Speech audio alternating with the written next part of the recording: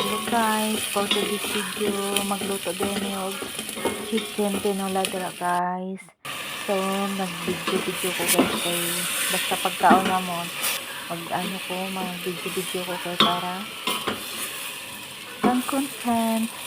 So, kung para sa amo ko nga pagkaon guys, wala yung video siya guys gusto ko concentrate ang akong pagtrabaho para dili ko ma-hit.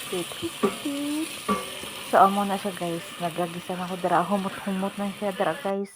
Ang sick yan. So, i-add ko na ang papaya dara guys, no? So, amo na siya guys. Lapit na siya guys. I-adobo ko ng chicken. So, lamig kayo na siya guys. Gisabawan ko ginasang tagali o gina siya guys para daghan sa baba. Para dito mamalahan ba. So, amo na siya guys. Nagkuha ang upod ko sang tanglad. Tapos kimo ko siya guys. Amo na diba? So guys, amo na siya. Daulo ka dako. Dako idya. So, amo na siya guys. Gabukal-bukal na. Gibutang ko na ang tanglad. Tapos, utangan ko pagin na siyang sili guys. Amo siya. May sili na siya.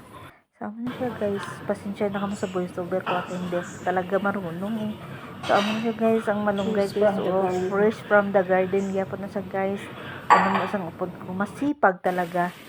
So, amo na siya guys, pasensya na lang dito mo kay, amo lagi lang makaya ko sa akon niya voice over. So guys, amo siya nga time, gutom na gano'n siya guys.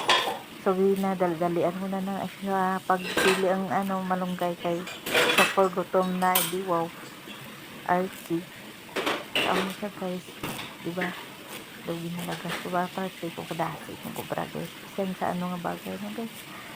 So, amin ko guys, sugay kayo, sige maote manta na nga obra na So, amin ko guys pati nagbukal niya humok ng papaya sa nangatin guys.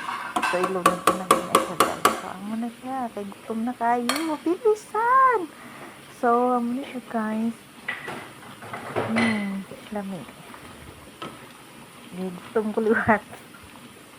So, ako na siya guys na super na siya guys. So, dali na lang din na siya mga alauna na siguro sa udto. So, kasi kami kaka-owner kami permanente tag alas 11 pa lang kaon na kami alas 12.